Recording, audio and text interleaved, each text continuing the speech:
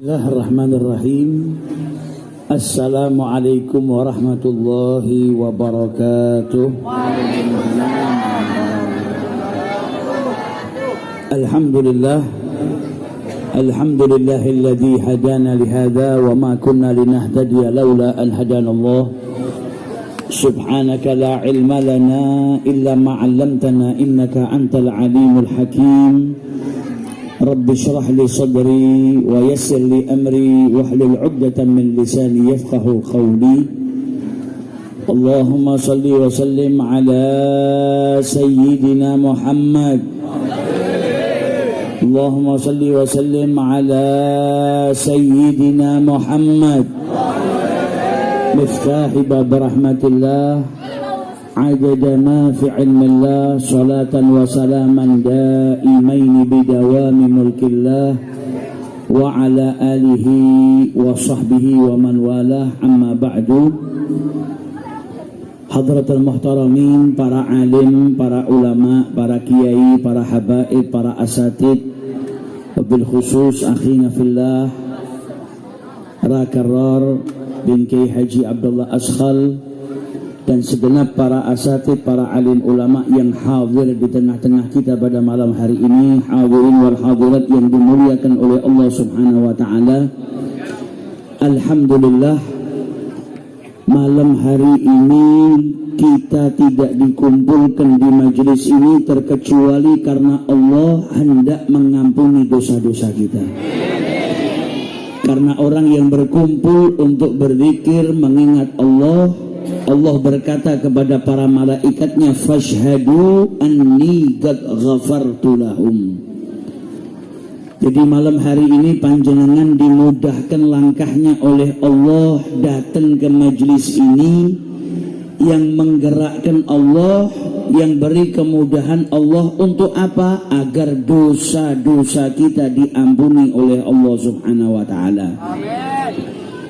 Malam hari ini kita tidak dikumpulkan juga di majelis ini terkecuali karena Allah hendak memberikan rahmatnya yang berlimpah kepada kita.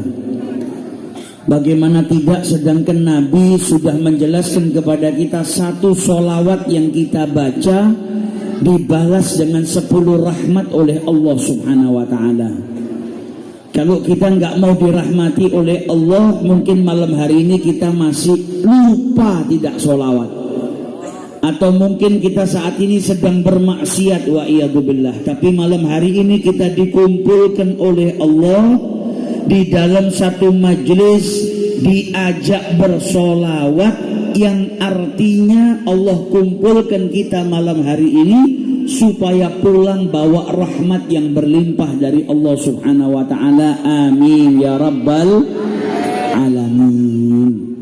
Alhamdulillah, malam hari ini kita juga berbahagia atas lahirnya Nabi besar kita Muhammad sallallahu alaihi wasallam.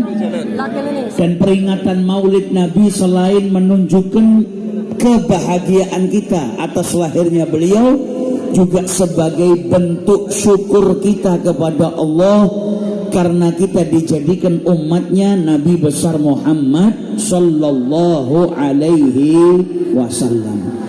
Makanya malam hari ini kita kumpul di sini untuk Nabi Muhammad sallallahu alaihi wasallam. Kita kumpul di majelis ini tujuannya apa? Memperkuat hubungan kita dengan Nabi Muhammad sallallahu alaihi wasallam. Hari ini kalau ada suami istri yang saling mencintai, saya kasih ibarat yang gampang, suami istri saling mencintai, tapi kemudian terpisah oleh jarak, jarang berkomunikasi, akhirnya satu dengan yang lain saling melupakan, hubungannya bisa hancur. Nah, kita manusia ini tempatnya lupa, tempatnya salah. Kalau jarang ingat Nabi, jarang mendengar tentang Nabi, jarang menyebut Nabi Muhammad, akhirnya apa? Nanti hubungan kita lama-kelamaan dengan Nabi Muhammad SAW melemah. Tadinya cinta, tapi karena jarang ingat Nabi Muhammad, jarang ngaji tentang Nabi Muhammad, jarang sholawat kepada Nabi Muhammad, akhirnya lama-kelamaan lupa dan jauh dengan Nabi Muhammad Sallallahu Alaihi Wasallam. Nah, dahulu para sahabat Nabi yang hidup di zaman Nabi, kalau ada orang tidak kenal dengan Nabi, mau kenal dengan Nabi gampang. Tinggal ngelangkahkan kakinya atau naik kudanya, naik ontanya, pergi ke masjidnya Nabi Muhammad, berjumpa dengan Nabi Muhammad, bisa kenal dengan Nabi Muhammad SAW. Nah, di zaman ini kalau ada umatnya Nabi yang kurang kenal dengan Nabi, kurang kuat hubungannya dengan Nabi, pengen kenal dengan Nabi Muhammad, kemana datangnya? Datangnya ke majelis yang di situ dibacakan sejarah hidupnya Nabi besar Muhammad Sallallahu Alaihi Wasallam. Kalau ingin kenal ya datang ke majelis-majelis yang di situ diajarkan akhlaknya Nabi, diajarkan sejarahnya Nabi, supaya apa? Tambah kenal dengan Nabi Muhammad. Terus kalau kenal apa manfaatnya? Kalau kenal jatuh cinta. Nah, kenapa kok kita harus jatuh cinta sama Nabi? Karena wajib hukumnya. Kita itu diperintahkan oleh Allah cinta sama Nabi, bukan hanya cinta, tapi cinta melebihi daripada orang tua kita, anak-anak kita, seluruh manusia. Lebih daripada cinta kita kepada harta kita, tempat tinggal kita, perniagaan kita yang kita takut kehilangannya. Sebagaimana disebutkan oleh Allah Subhanahu wa Ta'ala di dalam Al-Quran. Nah, kalau nggak kenal bagaimana bisa cinta? Maka kenal Nabi Muhammad adalah sarana yang mengantarkan kita cinta kepada Nabi Muhammad SAW. Sayyidina Ali bin Abi Thalib pernah ditanya sama orang-orang yang nggak ngalamin Nabi Muhammad. Generasi para tabi'in yang nggak pernah berjumpa dengan Nabi, nggak pernah ketemu Nabi, tanya sama Sayyidina Ali, Nabi Muhammad itu seperti apa? Beliau katakan, barang siapa yang ketemu Nabi pertama kali, ngelihat Nabi pertama kali, man ra'ahu badihatan habah. Orang itu kalau pertama kali ngelihat Nabi, Nabi itu berwibawa, wibawanya sangat besar sampai bikin orang itu kadang merasa takut. Sama kayak jenengan kalau ketemu orang wali, orang soleh, kiai besar, kadang sudah nuntun kata-kata, sudah ngerangkai kata-kata, mau minta doa atau mau minta pendapat, tapi begitu kita di hadapannya hilang semua kata-katanya. Kadang bukan hanya hilang kata-katanya, mau ngucap saja nggak berani. Saking apa? Wibawanya. Ini baru ulama, baru orang soleh. Lah bagaimana dengan pemimpinnya para ulama, pemimpinnya orang soleh, yaitu Nabi Muhammad Sallallahu Alaihi Wasallam. Tapi kemudian dilanjutkan oleh Sayyidina Ali bin Abi Thalib, wa man khalatahu ma'rifatan, siapa yang kumpul dengan Nabi, kenal dengan Nabi Muhammad, ahabbah, pasti jatuh cinta dengan Nabi Muhammad. Kenapa? Karena semua sebab untuk jatuh cinta ada pada Nabi Muhammad SAW. Kalau ada orang nggak bisa cinta kecuali sama orang yang tampan, Nabi Muhammad paling tampannya manusia. Makanya dikatakan oleh Hasan bin Thabit, apa khuliqta mubarra'an min kulli aibin. Engkau itu terlahir ya Rasulullah terbebas dari segala kekurangan, fisiknya sempurna. Jadi kalau mau bicara tampan, paling tampannya manusia Nabi. Kalau mau diperinci lagi, mau bicara hidung, paling indah hidungnya Nabi Muhammad. Mau bicara mata, paling indahnya mata Nabi Muhammad. Mau bicara alis, paling indahnya alis Nabi Muhammad.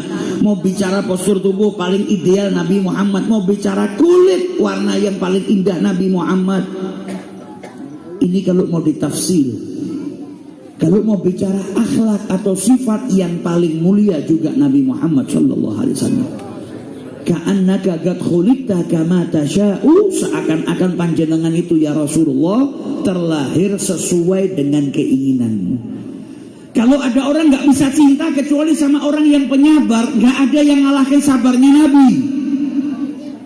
Nabi Muhammad tuh dakwah ngajak orang selamat dari siksanya Allah, tapi dibalas bukan dengan jamuan, bukan dengan penghormatan, tapi jamuannya orang-orang kafir Quraisy kepada Nabi ketika diajak ke surga, Nabi dibalas dengan apa? Cacian, makian, laknatan. Bahkan mereka menyakiti Nabi Muhammad. Nabi itu masuk ke Taif, ya Allah, mau menyelamatkan penduduk Taif dari siksanya Allah. Tapi orang Taif malah ngelukain Nabi. Yang gak terima siapa? Malaikat. Malaikat yang jaga gunungnya Allah itu gak terima, datang ke Nabi minta izin. Kalau kau ridho ya Rasulullah, kalau kau izinkan ini penduduk Taif kami binasakan. Ini ada gunung di antara Taif, kami tabrakan atau kami jatuhkan ke atas mereka sehingga penduduk Taif semuanya meninggal dunia. Tapi apa yang diminta sama Nabi?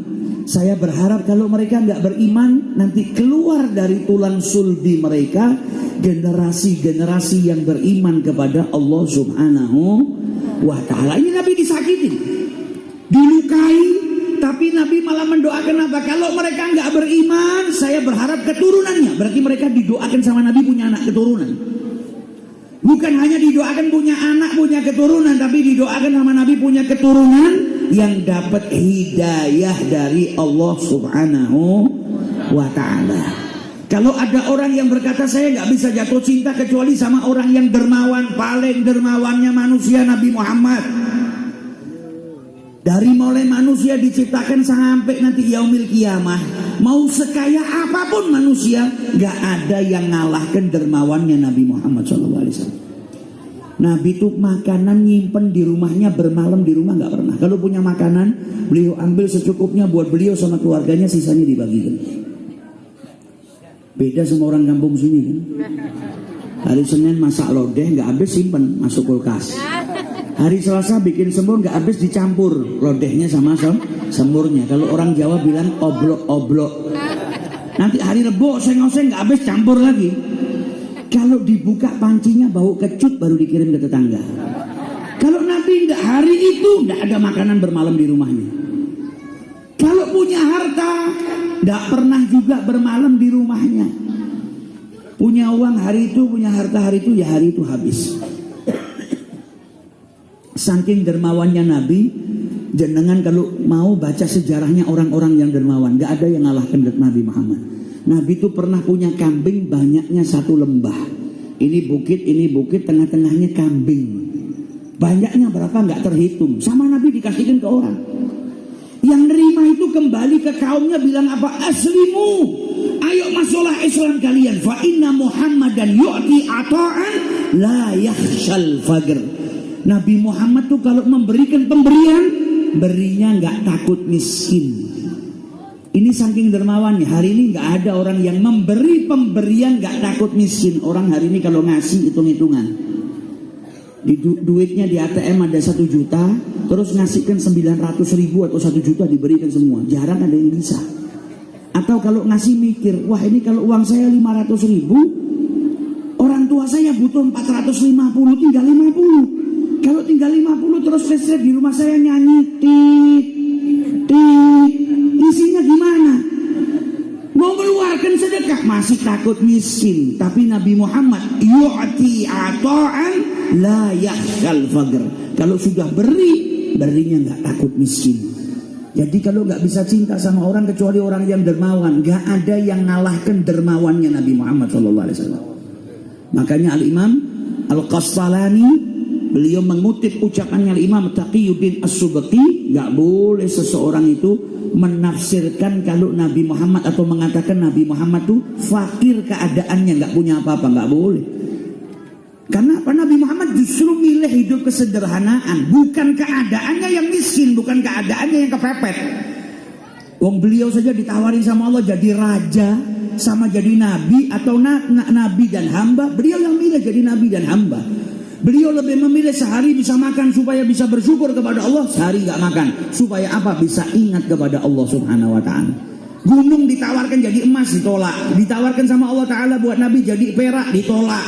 Ditawarkan gunung itu menjadi zamrud, menjadi yakut, ditolak sama Nabi Muhammad.